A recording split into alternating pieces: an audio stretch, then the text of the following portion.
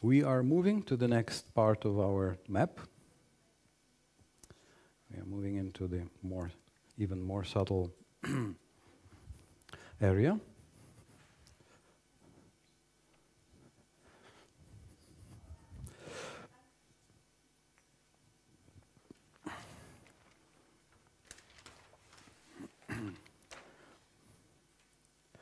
Again, as pointed out by Banaswami, the nectar of the holy name is discussed after discussing the internal respectful vision of all the devotees. So he points out it's not accidental. It must have the sequence also must have meaning. Why first we discuss proper vision of the other devotees, and only then we discuss the success in our chanting. In other words, without appropriate relationships, it will be very problematic to really get to the nectar.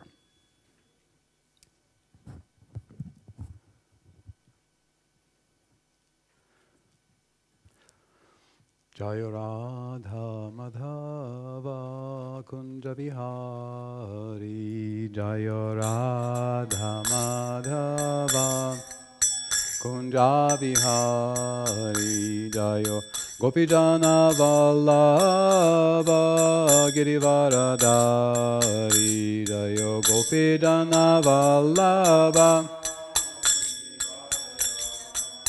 Yasodanandana Braja Jana Ranjana, Yasodanandana Braja Jana Ranjana, Jamuna Tira Vanachari, Jamuna Tira Jamuna Tira Vanachari, Jamuna Tira Vanachari, Jaya Radha Madhava Kunja Vihari, Jaya Radha Madhava. Hare Krishna, Krishna Krishna, Hare Hare, Hare Rama, Rama Rama, Hare Hare, Hare Krishna, Krishna Krishna.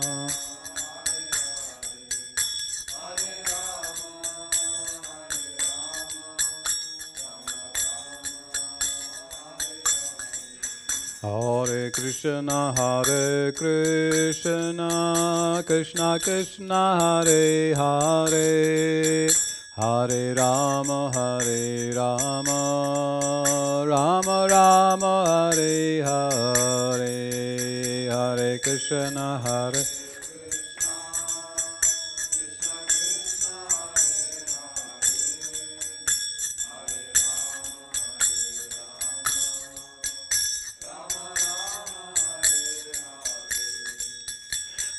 Krishna, Krishna Krishna, Hare Hare.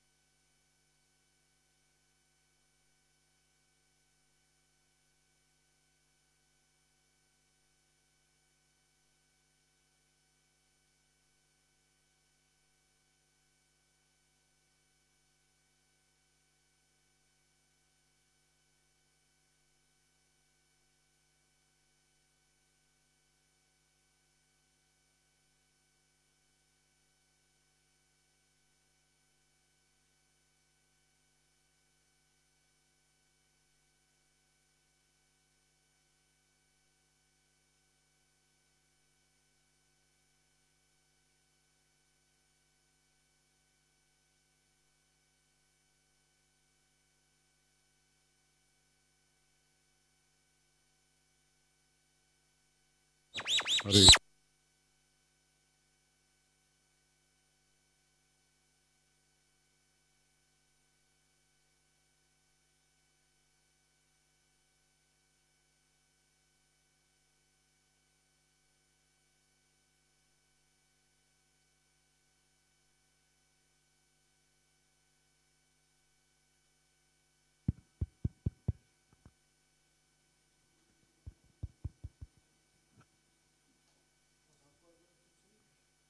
Yeah, for myself. You don't. I'll give you this one and I'll try to fix it.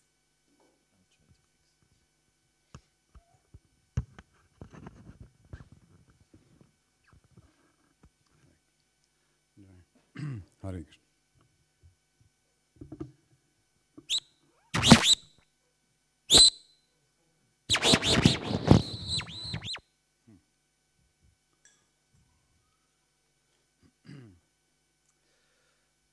Om Agyanatimirandasya Gyananjana Shalakaya Chaturunitam Yena Tasmai Shri Gurave Namaham Vanchakapadarabhyascha Kripa Sindhuvya Evacha Patitanam Pavanebhyo Vaishnavebhyo Namo Namaha Yasya Prasadadagyapi Sadhya Sarvagyatam Rajet Sashri Chaitanya Devame Bhagavan Samprasidatu. May Shri Chaitanya Mahaprabhu, the Supreme Personality of Godhead, be fully merciful unto me. By His grace, a complete fool can get all knowledge in one moment. Jai Shri Krishna Chaitanya Prabhu Nityananda Shri Advaita Gadadhara Shivasadi Gaura Bhakta Vrinda Hare Krishna Krishna Krishna Hare Hare Hare Rama Rama Rama Hare Hare. Om Namo Bhagavate Vasudevaya. Om Namo Bhagavate Vasudevaya. Om Namo Bhagavate Vasudevaya. Om Namo Bhagavate Vasudevaya. Hare Krishna.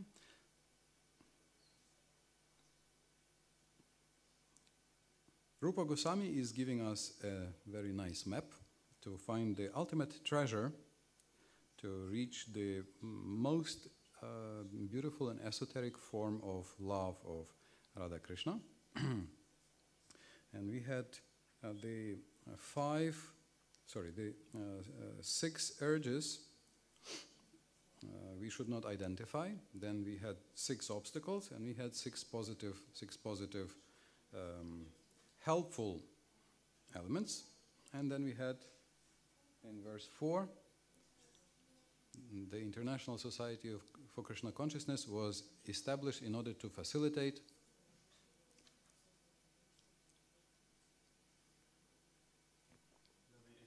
the 6 loving exchanges, yes.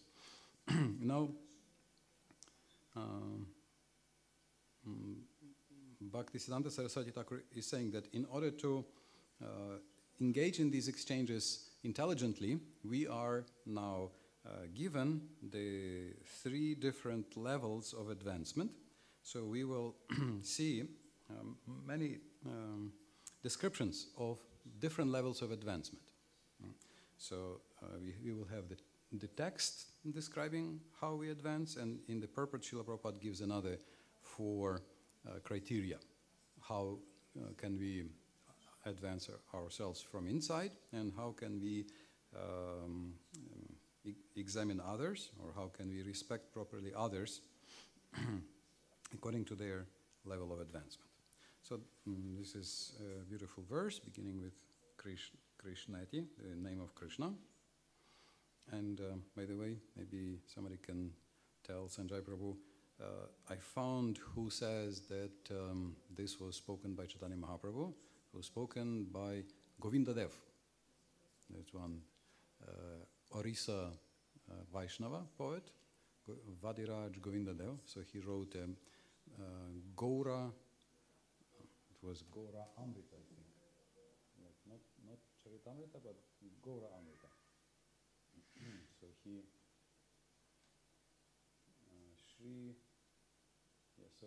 Govinda Dev.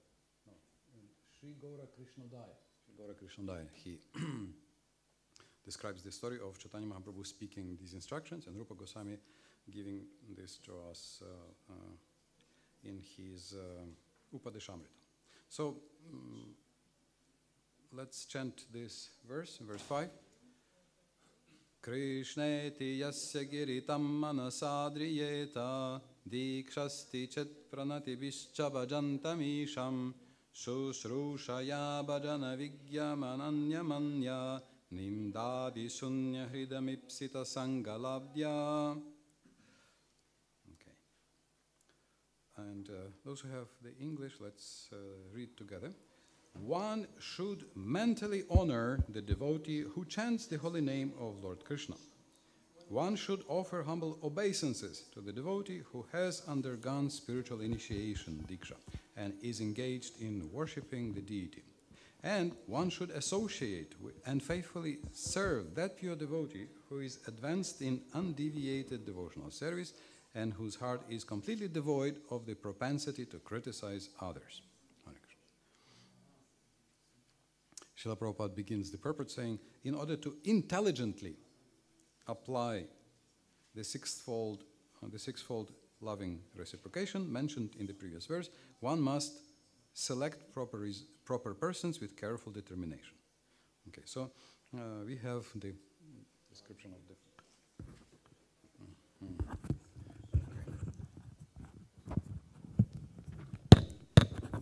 Hare Krishna.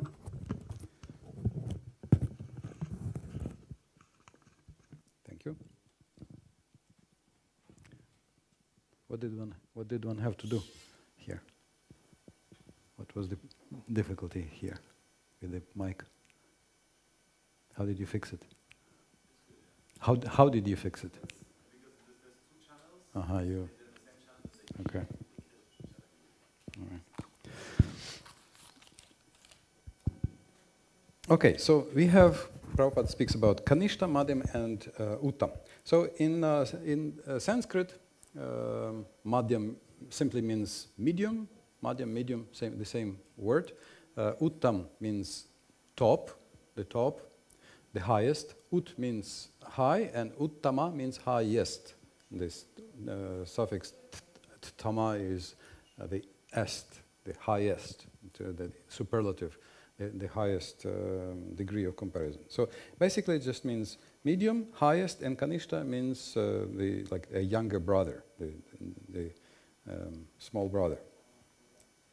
So therefore these terms themselves, Kanishta, Madhyam, and Uttam, in themselves have not much meaning except that, number 1, number 2, number 3, or highest, beginner, and medium.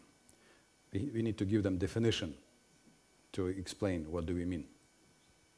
I heard or thought that Kanishta means also that someone is not steady. This is how to say a poetic explanation to add the meaning. Ka is a very famous suffix to show like a smaller brother or something. Like I don't know. Especially in Slavic languages, you have Sasha, Sashka. Sashka is like smaller, diminutive. I don't think we have. What do we have? Brüderchen. Yeah, okay, hen. Yes, okay, hen. Thank you. It's also a similar area. Yes. So smaller. So therefore, ka is indicating like a smaller brother, and so ka nishta means like a smaller kid or smaller brother of nishta. So before nishta. Okay, smaller brother. Or less than nishta, right? So. Or not, but it doesn't mean not nishta. It means like a Little nishta. little nishta, yes. A little nishtchen. Something like, like nishtuchka or something. Yes, okay, so a little, now and then, on a big festival, after a lot of halava. Some nishta is there. But if you say it's a poetic explanation, do you know who gave this explanation, or is it but it's... I don't remember. I mean, this was some devotee who knows Sanskrit. I can't... I will try to remember where I heard it. But anyway, I don't know, it's an authorized explanation. I mean, it meaning this, if it is poetic, there's no question of authorized, unauthorized. It's just, it helps you to remember. That's the idea. Yes? Hare Krishna, Hare Krishna, Hare Krishna, Hare Krishna. Yes. All right. So Kanishta, Madhyam, Uttam, they in themselves they just mean beginner, medium, and top. So therefore, we will have several categories described here. And in the verse itself, we have 3 categories. And what is the scale? What is the criterion? How we judge here? Who is the first level here? Sharma? One who sees Krishna everywhere. One, meaning the top. Okay, this is the top, and this is from the purport. Yes, it's there. That's Uttama, and this is from the purport. And in the verse itself, Rupa Goswami says the initial, the beginner level, the Kanishta level here is one whose heart is completely devoid of like neophyte. Okay. Who chants the holy name. Yeah. How many times? Huh? Even one time, yes. We will have this quote here. There was one devotee bringing silk ropes for the Ratha Yatra. So every year he asked one philosophical question. Maybe more often, but we have a record of this. How to advance? He asked Chaitanya Mahaprabhu, and who is a Vaishnava? So Chaitanya Mahaprabhu every next year gave him a higher answer. So the first year he said, anybody who chanted Krishna one time, that's a Vaishnava, associate, and respect this person. It's very nice. So this is true. You may have seen some people who don't want to say Krishna even one time. They refuse, or they just can't. I don't know how, but it's also not so cheap. And other people are happy to say Krishna, Hare Krishna, Krishna Krishna. It's okay, they can say. So that's also a sign of a certain softness or of the heart or receptivity.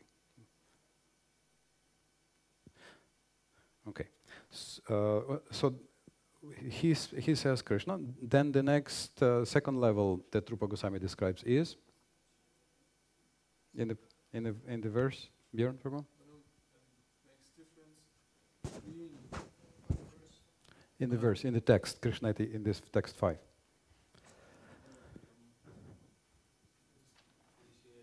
Initiated, yes. Dikshesti chet pranativish. So he's initiated and engaged in worshipping the deity. He's basically engaged in active devotional service. He's doing something. Right? Okay, so this is the text. This is the description of one's advancement. So these are the criteria of advancement. So this one is Diksha, you can say. And Prabhupada describes here that Diksha is not a moment, it's a process. Because it says it discovers knowledge in the heart. It's a process. So the fire yaga is the one moment in that process of initiation. It begins before the fire yaga and continues after the fire yaga. It's a whole process. Of course, when you get the name, it's a very happy moment. Sometimes it's very magical. Sometimes, not every time. We usually warn, don't expect too much, but sometimes, like it's a total internal revolution in that moment. It is a very special, powerful moment of actually surrendering, actually being accepted into the family of Krishna. Okay, so Diksha. And we have 3 levels. So this is category. So we have Kanishta. This is, how shall we write this here? Did I just write Kanishta? Or? Adhikari means dignitary. Actually, yes, we have this word, dignitary. Dostojnik, I don't know how to, dostojnik, how to say. Officer, in a way, one who is qualification. It's the level of qualification. Adhikar, what's your adhikar? What's your dostojnost? It's like a trophy. Trophy? Like something you hang on the wall. diploma, right? They give you a diploma, Madhya Madhikari, and you put it, yes, did you see that? Look there. Where did you get this? Oh, well, from Mayapur. Vrinda. Qualified, one who is qualified. One who is adhikari, yeah, adhikari is qualification, and adhikari is a dignitary. Dignitary usually we understand as some big official, but dignitary means what's the level of your dignity, right? Is it a very small level of dignity? I mean, usually it's, if I have small level, I'm walking like this. Did you see? Oh, that's okay. So let's indicate this here as Kanishta, Madhyam, Jai Shri Prahlad Nrsimhadev Ki Jai, and Uttam, Adhikari.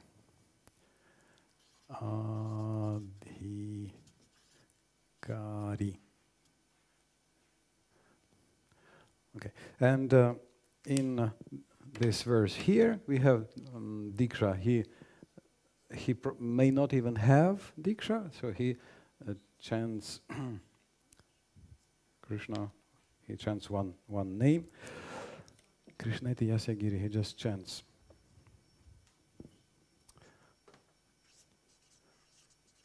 He chants. Maybe in some lines he got the name. So for us, Harinam Diksha is very important. This is the more important. But at some times, Bhaktisiddhantaji, he would just carry beads, and on the train station, if someone who was sincere, he would give him chant Hare Krishna, he would give him the beads. And that's also Harinam sort of initiation. And they start chanting. So that was, you can see it differently. So this is a person who chants the holy name, Harinam or Krishna Nam. For us, it's a big change, to start chanting, to take the beads, chant on the beads. We take some vows, we make some vows. So for us, it's actually the more important transition. But in a pious society, it might have been, the second initiation might have been the mantra diksha, transformative. Then Madhyam here, he is initiated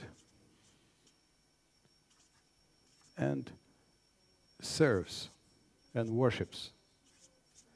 This diksha at Madhya Madhikari means, as you say, mantra diksha, actually second initiation. Traditionally, yes. In a modern society, recently someone found a quote where Prabhupada says the first one is the most important initiation, and the second is not even necessary, he says.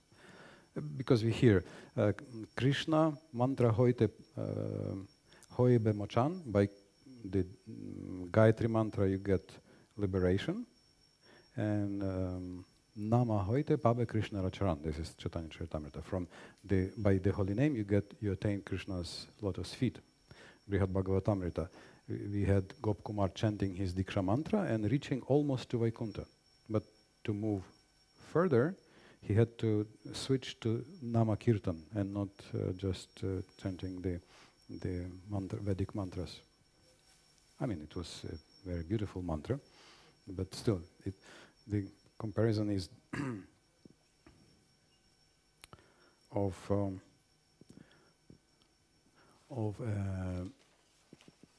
any questions on this name and any more questions on this? Yeah, it's compared sometimes to two circles. So we have this is mantra or Gayatri mantra. Also, so Gayatri, and this is the name, the holy name, the Maha Mantra, and this is the material level, and this is the spiritual world or Vaikuntha. So to start purifying, you need the power of the holy name. Then, after a certain qualification, you can chant the Brahminical or second birth mantras, and then just switch to the happy Premanam and move further. Hare Krishna. Did you hear what's going on? Okay. Okay. Panchatattva. Where is it coming from? In the origin? The very first origin? Somebody said that the exact form we are chanting was Jagannath Das Babaji. He put this in. We have very similar, almost the same in Chaitanya Charitamrita and in some other, yes, like almost the same. No, obviously the exact same personalities, but the exact same form. Jai Shri Krishna Chaitanya Prabhu Nityananda Shri Advaita Gadadhara Shivasadi Gaura Bhakta Vrinda. So that's in this exact form that was already practiced by Jagannath Das Babaji and introduced in our society.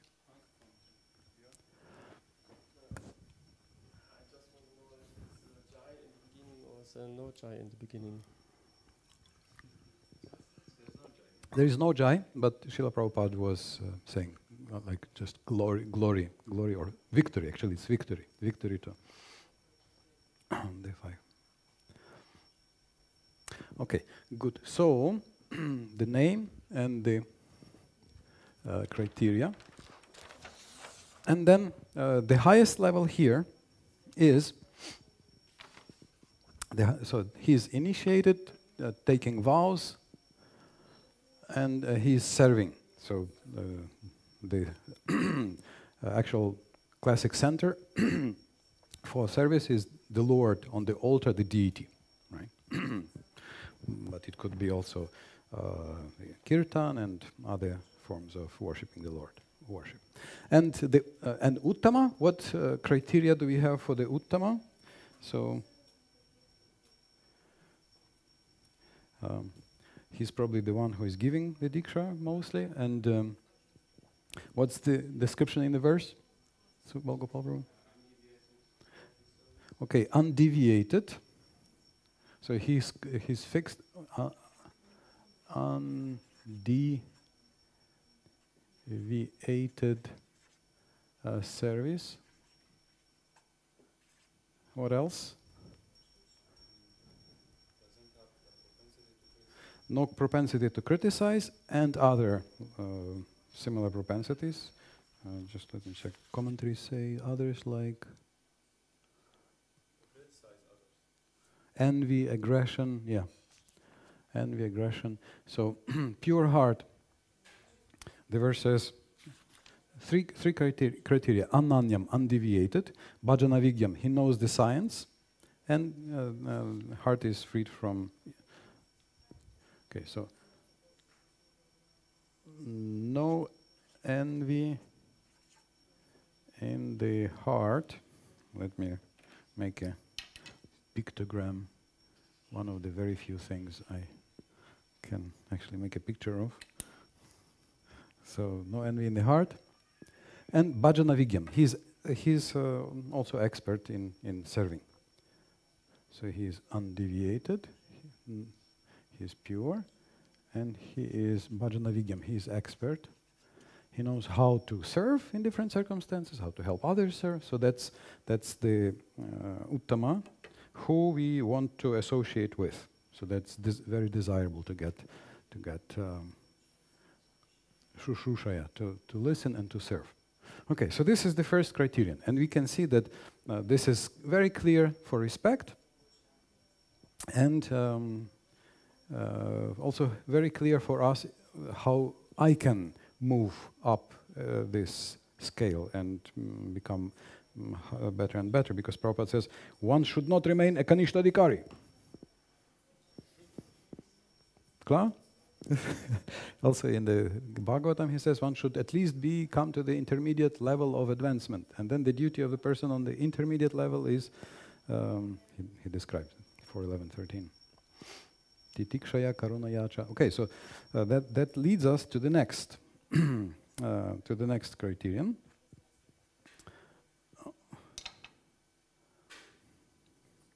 Of advancement, described in the purport.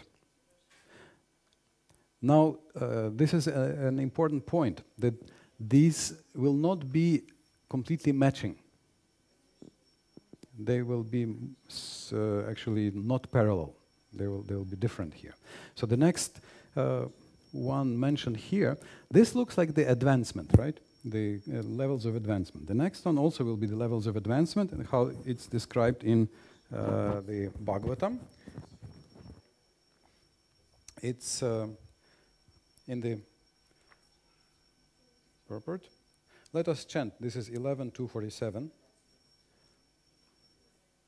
Archayameva haraye pujamya sradaye hate natad bhakteshu chamnyeshu sabhakta prakrita smrita. A person who is very faithfully engaged in the worship of the deity in the temple, but who does not know how to behave towards devotees or people in general, is called a prakrita bhakta or kanishta adhikari. Thank you. So,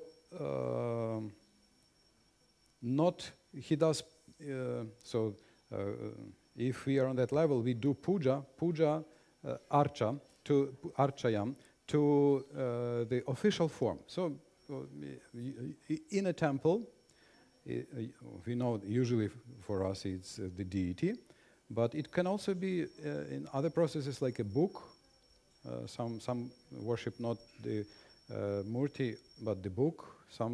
For somebody it could even be some form like the kirtan. Yeah, we know that. Okay, the kirtan is there. That's the official form where the Lord will be there. So okay, this we worship. Kirtan is there? Yes. Oh, then that's authorized. No kirtan? It's useless. These people, what do they do? Worship the Lord or try to make a feast or help others? No, kirtan is there. Oh, it's useless. And we can disrespect. So officially approved and accepted form, if it's big formal acceptance, yes, nice. If not, we are not interested. In the 11th canto, it says, if such a person does not respect even devotees, then forget about non-devotees. In other words, even non-devotees, a devotee is supposed to respect. Natat bhakteshu, he does puja to the official form, archam, but not to the devotees, cha anyeshu, and non-devotees. Worship to the deity, but not to the devotees, respect to the deity, but not to the devotees and others. So that's why in the 11th canto we have Jiva Goswami quoted, saying that because of this he's practically useless for preaching purposes, because no respect, right? No respect, so it's difficult to accept. Okay, so this is the level of advancement according to which criterion here? That's the first, but this that we started describing next. Vaishnava etiquette, social, respect, qualities, association, exchange. Maybe let me read the next one so it's easier. So here he sees only in the temple, or in the official form, mentality, advancement, yes, advancement. So, in a temple, not in, let me again make my fancy pictogram, not in hearts, either of devotees, what to speak about non-devotees. And then the next one, let's read. That's who we actually want to be and what we want to practice. Ishvare tadadhineshu balisheshu dvishatsu cha prema maitri kripopeksha yah karoti samadhyama. The Madhyamadhikari is a devotee who worships the Supreme Personality of Godhead as the highest object of love, makes friends with the Lord's devotees, is merciful to the ignorant, and avoids those who are envious by nature. Relationship, okay. And the highest, maybe we should read also the highest. Do we have the highest here? No, Uttama is not. The highest is described as one who sees Krishna in everybody's heart, and he sees Krishna in everything and everything in Krishna. right? That's Why is Prabhu not quoting the third verse here?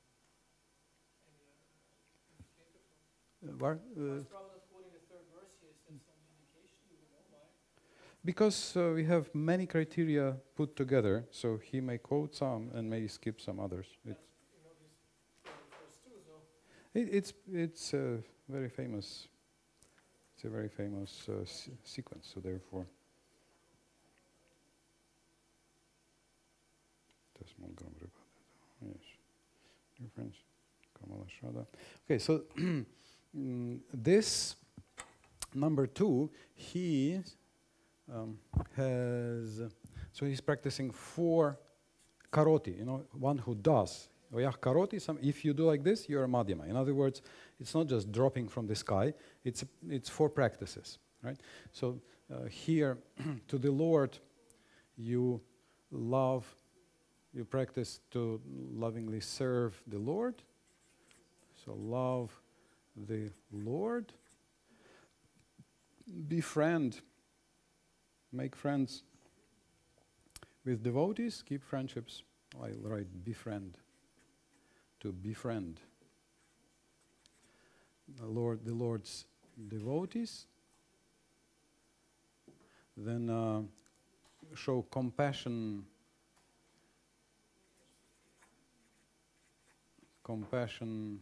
to the ignorant.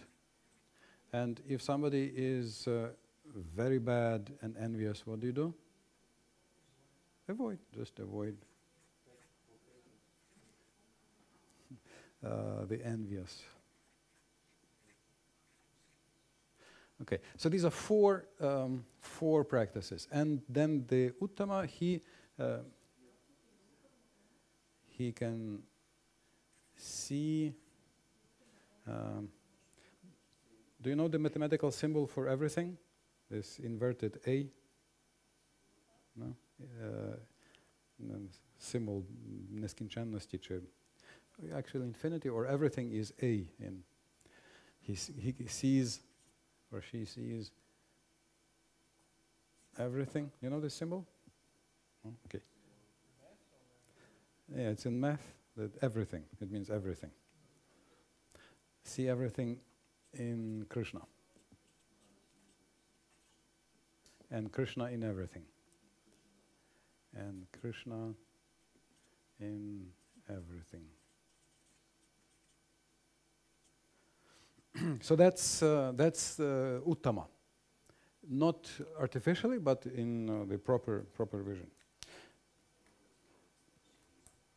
So this is actual advancement by the vision, one's vision.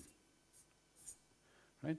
So this is Diksha, initiation, the process, and this is the actual advancement through vision. Where do you see the Lord? Kanishta in the temple, Madhyam in the temple and in devotees and in service, and Uttama everywhere. At all times, in everything, in everybody, and everything in Krishna. Yes. That's love. Like in the Chaturshloki Bhagavatam, it describes Yathamahanti bhutani bhuteshu chavacheshvano pravishtane pravishtane tatateshu nateshu maham. That this is the vision. You see Krishna in all the elements and all the elements in Krishna. That's the vision of love, right?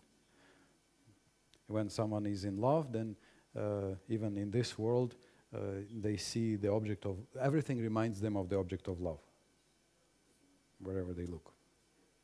Oh, this I should make a gift, this, here we were walking, this is a poetic place, so even in this world we can have this. But Krishna actually is in every atom, so therefore so much more it's there. Any questions here?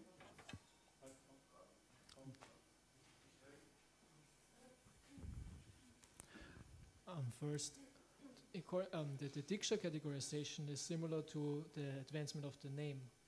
Right? You have Yes. Namaparadnam. Yes. Is there some? This is what, I mean, this is very observable. So Rupa Goswami is super practical. He's giving, okay, does he have Diksha? Like in some, I don't know, I think it's no longer done, but in back in the 80s or 90s, in the temple, they would have a exact list when someone got initiated, you know, and then it was a very complicated trajectory. Only a devotee with a very good memory could carry the lamp. Yeah, so they would look and they would, okay, he got initiated 5 years ago. He got initiated 5 years and 3 days. And then the next one. Then he has to go on the other side because he got initiated 5 years and 4 days after, you know. So 1 day later. Okay, so then go there.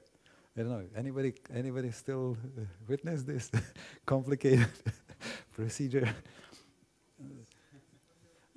I mean, normally it's probably enough to offer to someone senior, and then you can carry around to everybody.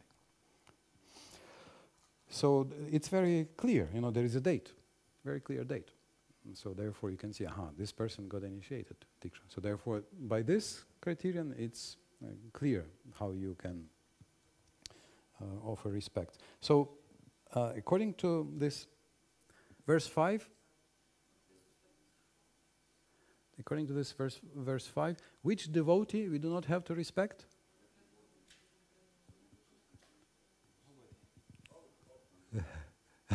So yeah, so there is no category that we can disrespect. There is no category that we don't need to respect, right? So at least in the mind, we have to, at least, which is probably sometimes the more difficult part, at least in the mind, we have to respect.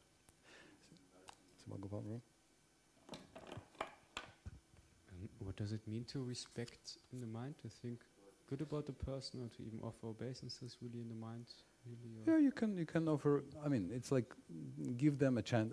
In my mind, I have to give them a chance that there is a good hope for them. And this is a good person, and I have think something positive about the person. Not criticize, maybe yes.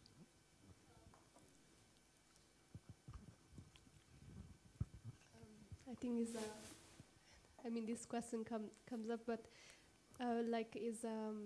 what about like for devotees that have been hurting other devotees, abusing other devotees, like even if it's not personally to us, but it's like to close friends, we see there are these cases. How should we approach in our consciousness in order to not exaggerate the situation, but to like keep a healthy distance, but how to respect even such situations?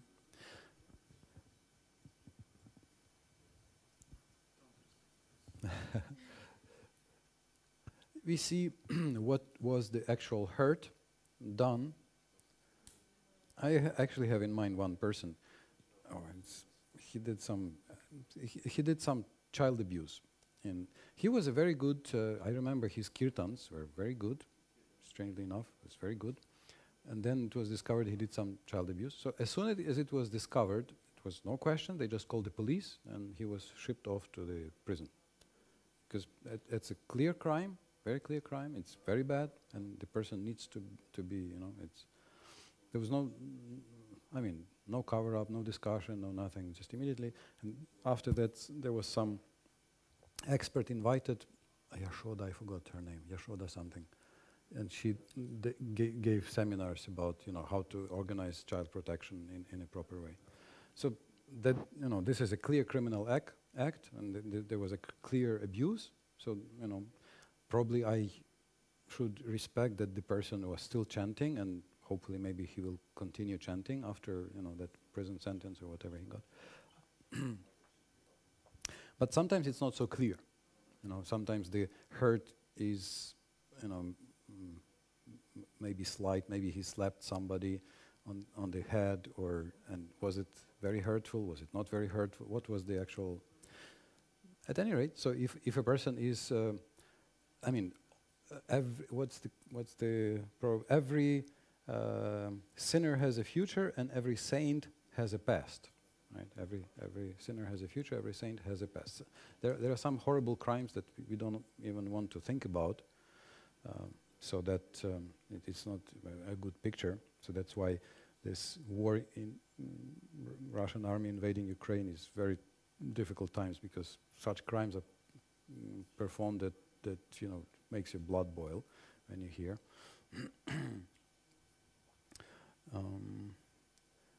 Still, every living entity is a soul. So we do want that everybody becomes purified. I remember my Sankirtan leader, he had a curse, special when he was angry. Like I remember on the street, some car speeded past and splashed him with the mud. Like careless, completely careless, just whizzed through, and the mud splashed him, full body, all the clothes with mud. So he looked, and he's supposed to control himself. So he said, "May you sell and distribute books for the next 11,000 years." Which is, in a way, it's a blessing, right? On one hand. The other hand, he can put some anger into it also. Like, not 10,000, but 11,000, like a little longer than the Gauranga era. Which is still, glorious and good. But a little heavy also. Maybe also the crime is not so heavy, like splashing with the mud, who knows. So yes, every sinner has a future and every saint has a past. We have the Mrigari the hunter, who was a cruel, very cruel, horrible person, and then he was saved by Narada Muni. So we want people to be saved. So in other words, we can avoid. We may avoid means not also meditate on them. I mean, we have to, if it's a crime, we have to stop the crime, we can point out the crime. If it's a gray area, we try to bring it up to those who maybe have better judgment. And maybe if you have the power to elevate like Narada Muni, okay. If not, we just avoid these people. Okay? But main thing is it's not a good object for meditation. Because if you keep meditating on these horrible things, it only pollutes. Either makes us angry or polluted. Not being blind. It's different from being blind. Not criticizing. Yeah, we still have this criticism fast. Not criticizing doesn't mean you are blind. Right? It doesn't mean that you don't see. Doesn't mean you switch off your judgment. Madhyam is one who makes judgment. You see. But it's just some things are not a good object for meditation. If you can stop, you stop, you change. If you cannot stop, okay, just think about Krishna and you can pray, but not meditate on some dirty, horrible things.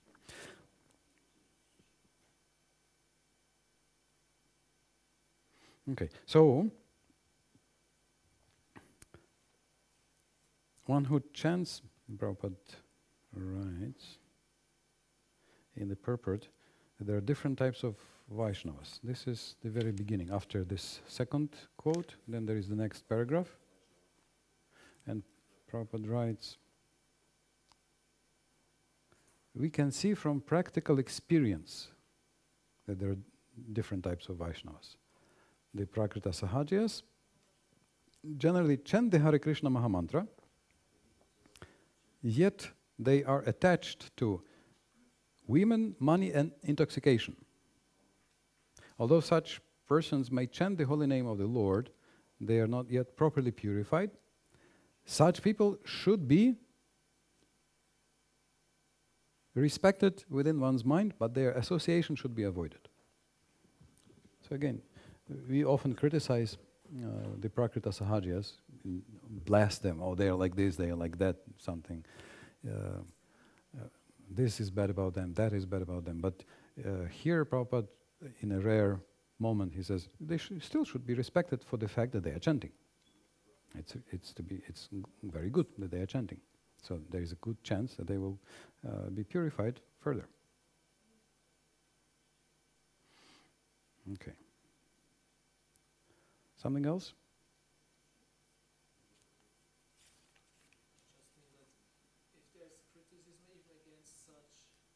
Upper Sampradayas or devotees who are off, then even the criticism should be very, what is in German of the word, sachlich. Sachlich. It shouldn't be emotional, right? factual and yes, yeah. So as you say, we shouldn't be blind. Right. We should, and the Prabhupada and the preachers and the acharyas criticize those because they will mislead the others. So they had to criticize them. But personally, we would not criticize. There's nothing to do with it, but just for the preaching or for others to show.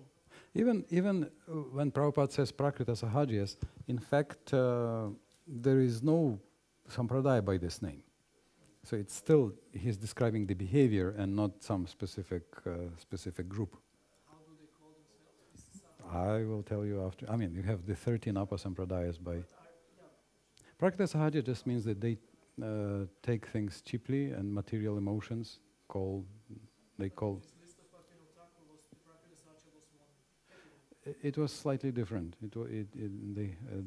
There is Sahaja something, but Prakrita means those. But Sahaja, they call themselves Sahaja. Sahaja is not a bad word. It just means natural. Yes, just means natural. But how do they call themselves? Natural. Yes. We have to check the list. Yes. So sometimes somebody would say, would ask Prabhupada, what do you think about such and such? And Prabhupada would say, what's his philosophy? And then the philosophy was brought up, and then he would say, okay, this is good, this is not good, very clearly.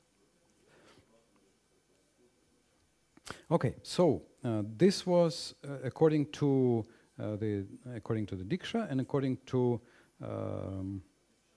one's vision. Another criterion here is by the holy name. So according to the holy name, it's again this discussion with Kalna resident Satyaraj Khan. What was his name? Satyaraj Khan. So this is the next one by chanting the name, holy name, the holy name. So here we have, he chanted once. This Madhyam he chants 24/7. And this one inspires others.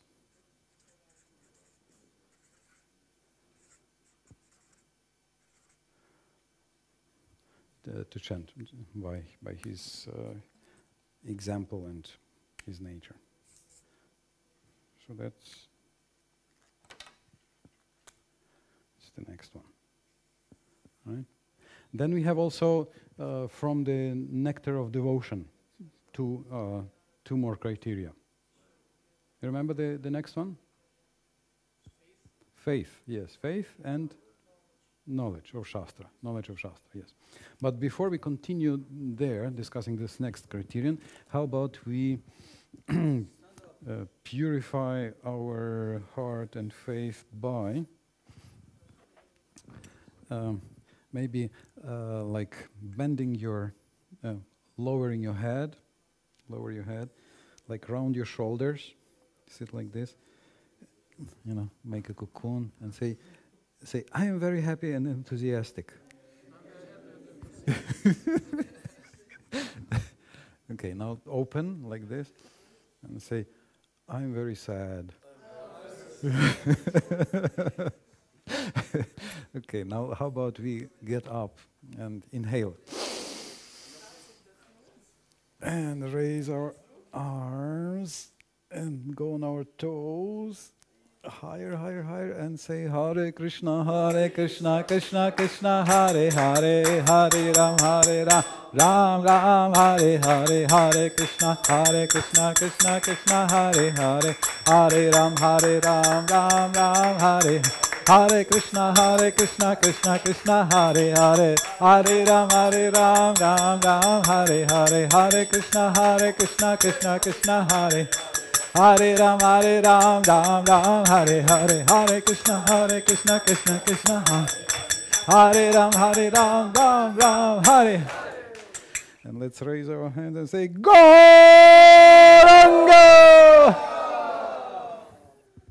That was very weak. Let's try again. Gauranga!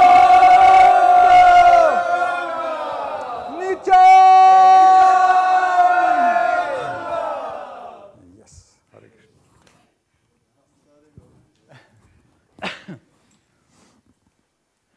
Mayapur we had this elephant, Gulab, some of you may remember. So when the devotees were shouting, Gauranga, she would respond, woo! If she liked also. Okay, so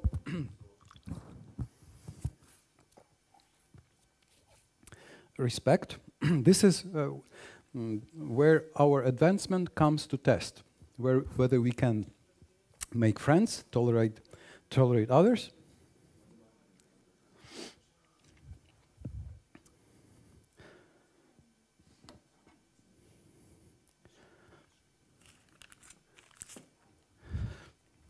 and the next two are coming, are called Adhikar in the Nectar of Devotion, Bhakti Rasamrita Sindhu. So this is faith.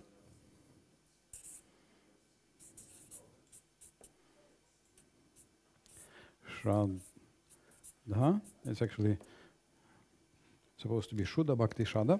So Kanishta there is described as having what faith? Weak, Kamala very soft, easy to destroy. And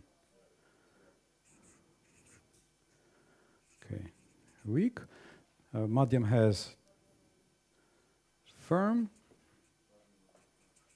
and Uttama has unshakable.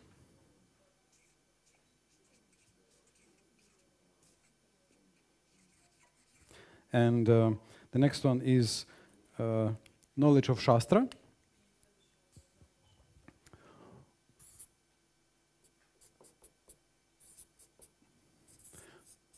Now, Kanishta will have what knowledge of Shastra? Weak, little, zero. Okay, so little. Madhyam will know the conclusions. Like when Bhaktivinoda Thakur describes this element from verse 3. What are the three attitudes that are helpful? Utsahan, Nishchaya, Dharyat. So when he describes Nishchaya, being convinced, he says it means being convinced about the Dashamula, 10 big conclusions from the Shastra that Krishna declared by Sri Chaitanya Mahaprabhu that there is the Supreme Lord, Hari, he has energies, he's full of rasa, rasabdim, he's the ocean of rasa. The living entity is a little particle. There are jivas, living entities, who are liberated in the spiritual world, and those who are conditioned. The method is bhakti, pure bhakti. The goal is prema. So he describes these 10 truths. So he says to be convinced, this makes your advancement very nice. Whereas he says one who has doubts will perish. So if we have doubts, what do we do? Yes. So doubts are okay. Doubts is when we notice some contradiction. The problem is if we persist, if we don't want to clarify the doubts, if you don't try to get to nishta, if you don't try to find the certain answer, if you are not trying to get clarity. So that's doubts is the function of intelligence. But then with the doubts we use this as the engine to move forward to achieve nishchaya. I wasn't 100% sure about Vipariti issue. It was contradictions. Can you shortly tell me what was the function of intelligence to have contradictions or understand contradictions? It means you notice that something doesn't fit. Yeah, because like Purnachandra Maharaj was saying that we oftentimes do the opposite, that during the japa in the morning we engage in active thinking. Hare Krishna, Krishna Krishna, Hare Hare, Hare Rama, Rama Rama. I think this is like this. This is not like this, and that looks contradictory. And so, during japa. And during the Bhagavatam class, we do what we need to do during the japa. Blank mind, you know, like complete emptiness. Not a single thought. Whereas the Bhagavatam is supposed where we try to see, does it match with the practice, does it match with other parts? So, and then we find something is uneven, and we try to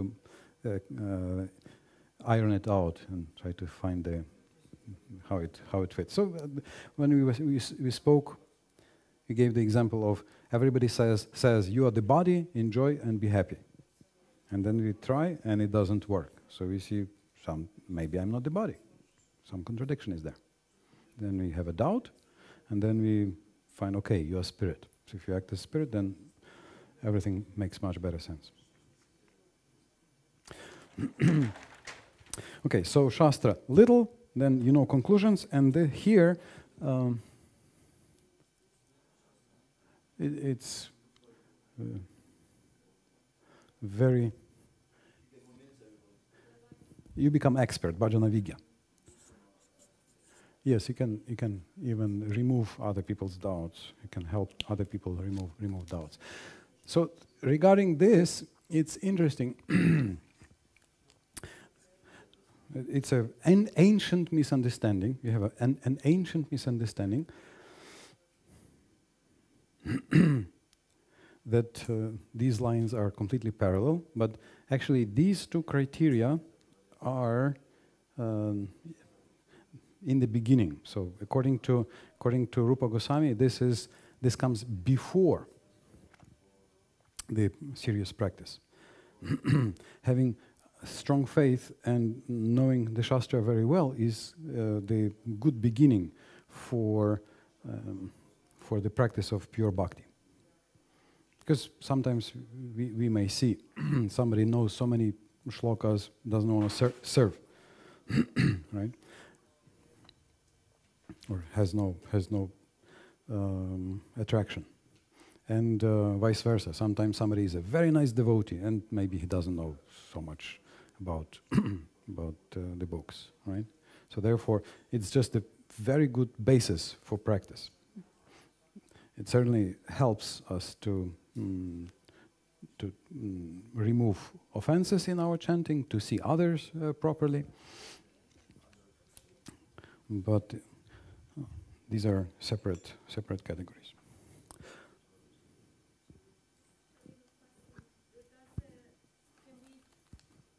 Can we like judge the advancement of a devotee by saying like the character, like when the character, like he has better character rather than knowledge? Character. When one has more knowledge, which one is like more important, as we can like judge the advancement of? Very good. This leads us to the next question, to the next verse. So, which is an even deeper challenge, because here Rupa Goswami says, if somebody just chants, bad character, just chants, we respect them how? In the mind. If someone is, you can observe, they do service. So obviously for that you have to be initiated, like to cook or to do service on the altar, you need the initiations. So you respect how? Yeah, you can like physically offer obeisances and be very respectful. And then you see someone has three things. He knows the science, he is fixed, and then his character is also good because he has no propensity to criticize, right? So that's really desirable, a really desirable association. Yeah? So that's verse 5, but verse 6 describes even more subtle level.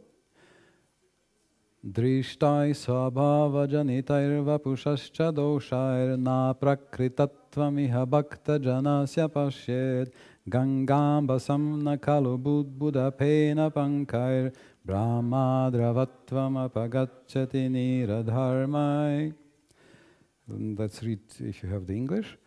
Being situated in his original Krishna conscious position, a pure devotee does not identify with the body. Such a devotee should not be seen from a materialistic point of view. Indeed, one should overlook a devotee as having a body born in a low family, a body with a bad complexion, a deformed body, or a diseased or infirm body. According to ordinary vision, such imperfections may seem prominent in the body of a pure devotee, but despite such seeming defects, the body of a pure devotee cannot be polluted. It is exactly like the waters of the Ganges, which sometimes during the rainy season are full of bubbles, foam and mud. The Ganges waters do not become polluted. Those who are advanced in spiritual understanding will bathe in the Ganges without considering the condition of the water. Did you see the Ganga or the Yamuna at the rainy season? Anybody seen? So it becomes foamy and it carries these funny plants. I don't know what they like, some kind of a water lilies. It's full. The full Yamuna is full of water lilies, like covered. I don't know where it uproots them, but it's very high and it's dark. It becomes full of mud. Yeah, but if you take bath, or sometimes, or like, you know, you even had the GBC resolution, be careful about bathing in the Yamuna. And Germany has done this super important work, German devotees trying to alert the government, please save the Yamuna. And after that the court ruled, yes, Yamuna is Ganga and Yamuna are persons. So they have rights. Of course, they didn't do anything after that, but at least they tried to accept some law. So sometimes it's really not clean. But if you try to take bath, do you feel something special? So Yamuna is so nice. Even you just approach the shore, the river bank, and you feel, what do you feel? I feel like, like a relief. And it took me some years to understand that this is the feeling of moksha. Yeah, the worries are gone, like, okay. And then you touch the water and you feel, some spiritual current is there. And you take bath and you feel, yes, some rejuvenation, some spiritual rejuvenation is happening. Burjan Prabhu is saying that he was worried before going to India that maybe all these glorifications of the Ganga and the Yamuna are just advertisement, by the people who never grew near a river. Or he said, I grew up in the upstate New York. We had plenty of nice rivers, and so I know what water is. Water is nice. I know water is nice. So he was worried maybe it's just water. But then he said, first time he took bath in the Ganga and in the Yamuna, he felt, yeah, it's not advertisement. It has some subtle spiritual, it touches your heart. You wash your body and you get something touching your heart. So even it's dirty outside, maybe it's good to take a shower afterwards sometimes, but it does touch your heart, right? So it's a very good example, because also some, in terms of the devotees, they may have some defects, either external, something is wrong, or the Vanamali commentator says, even in character. He says this word swabhava means character. So there are some faults which can still be in the character, and he's still a very good devotee. Maybe somebody grew up in an area where they talk angry all the time. I remember we had some construction workers from another state, and once they started shouting and screaming and quarreling, and I thought they will start killing each other or something. So I go and ask, what's happening? He says, where? He says, well, they are quarreling now, fighting? He says, who? I mean, the construction workers. No, they discuss where to put the bricks. It's normal. It's okay. It's just a friendly conversation. Nothing's wrong. It's fine. They just talk like this, If I grew up like this, I will talk like this all the time. I will say, you're very nice. Why do you go there? don't go here. I will scream, in my every word. But it's just because I don't know different, right? You don't know. Some people like. Yeah, they will come. So we will not criticize for some of these faults. He may be harsh. Yeah, so the examples are the things, actual things given here are like harshness, anger, some other character, could be some character faults that the person is working upon, but they still are there. So this verse instructs us to not look at this materially. Na bhakta janasya pashyat. You should not look at these faults, but look at the spiritual quality. That okay, this devotee is serving. This devotee is, in the shower. This devotee is moving. This devotee is trying to develop love. That's the important thing. The other thing, we need to be practical, but they are trying to purify. And then Prabhupada gives a very interesting description of pure bhakti here.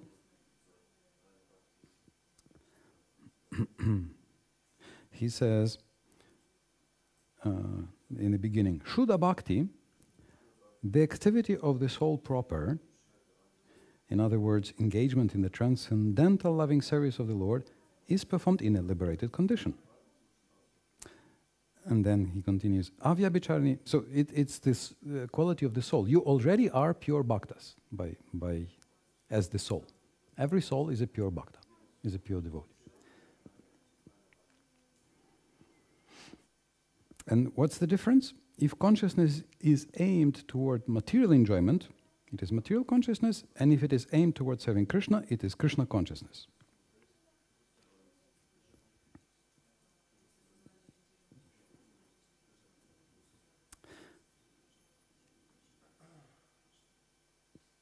Unless one is actually a devotee, he cannot see another devotee perfectly.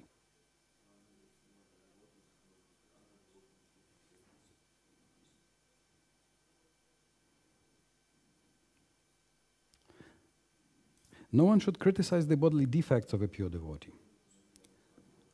If there are such defects, they should be overlooked. What should be taken into account is the spiritual master's main business, which is devotional service.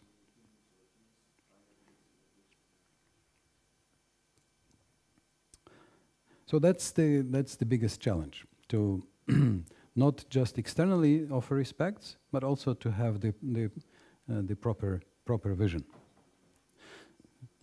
In 5.5.26, Rishabhadev concludes his instructions to his sons, saying that Sarvani Madishnataya Bhavadbish Charani Bhutani Suta Druvani. He says, "O my sons, at every step, looking at every movable and immovable living entity, please meditate." Sambhavitavyani. You must meditate. He doesn't even say, he says, you must meditate that every living entity is my throne, is my temple. Every moving and non-moving living entity is my temple. And he says, if you meditate like this, that then in every step you will keep worshipping me. Yes? So usually this is 5.5.26. 5.5.26, the instruction. We also have 6.1.13, the same instruction. See everybody as Krishna's temple. Then we have many instructions like this. It's a famous instruction. So at this point, we usually ask everybody to try this meditation suggested by Lord Rishabhadev. So can you please look around the temple room, at least looking at all the devotees here, and looking at every person, think, he's Krishna's temple, he's Krishna's temple, she's Krishna's temple, she's Krishna's temple, he's Krishna's temple, she's Krishna's temple, He's Krishna's temple. He's Krishna's temple. Look at everybody and think he's Krishna's temple. He's Krishna's temple. Krishna's temple. Yes. Yes. Please everybody look. Vito, please do it. Amrita Gopi, please look at and meditate. Krishna's temple. Butterfly? You see? Oh, really? Okay. I like how when you try this exercise, everybody starts smiling. Why? Before we were sitting and then, Krishna's temple, Krishna's temple, Krishna. It works, right? It softens our heart. It's such a nice practice. It's a happy practice that's somehow following Krishna's Krishna's instructions. It helps us. So that's how we move higher and higher. Okay, questions?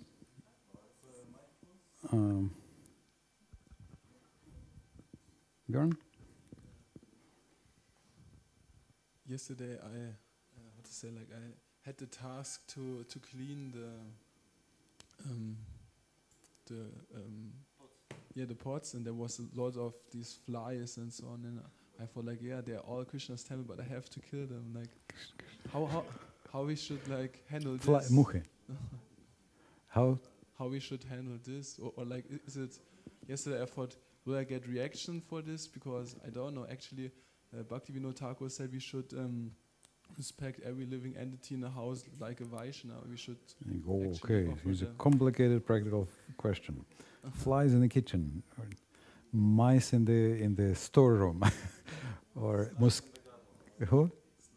slugs in the garden. Okay, or mosquitoes attacking. Yeah. So with mosquitoes, it seems a little easier because they attack with a deadly weapon.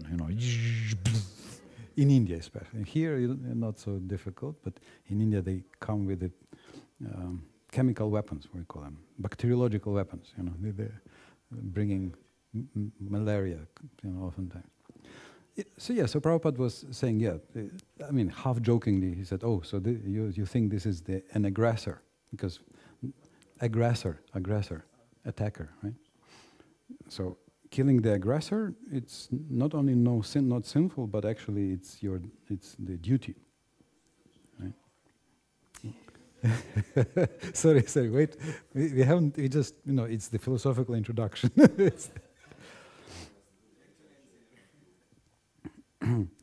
Prabhupada is saying that somebody is asking him about non-violence. And Prabhupada says, what if somebody comes to your house trying to kill your wife and daughter and take away your house? He says, do you think Vaishnava will say, oh yeah, please kill attack my wife? No, he says, you should kill him. It's not, you think this is Vaishnava? No, you should kill him. You should protect. Prabhupada says, this is religion. Very clear. He says, this is religion. Religion says you kill the aggressor. That's in terms of, especially nowadays, it's very super relevant in Ukraine because somebody was trying to be artificially transcendental, But you can see what happens if they let the aggressors actually enter. It's horrific. So everybody's trying to actually do something, joining the army. But of course, flies in the kitchen are not in the same category. So therefore, it's half humorous when Prabhupada says that the mosquitoes, they are like the aggressors. So therefore, in one occasion, he said that you can start the kirtan recording, so they get some benefit, and also it means, you are allowed to do this, but it doesn't mean it's completely free from reaction. This reaction is sort of within the parameters of ordinary life. It's not like extreme reaction. So it's like, also even as we drink and walk, there is some little reaction. But if you do this in service, if you do this as part of the attempt to be clean, then this reaction is nothing out of the ordinary life. In every house, they say there are 5 5 slaughterhouses. This is the water jug, because when we drink, we may digest some of these guys that we can't even see. Then when we sweep, then the spice grinder, or the flour grinder also. And what was the fifth?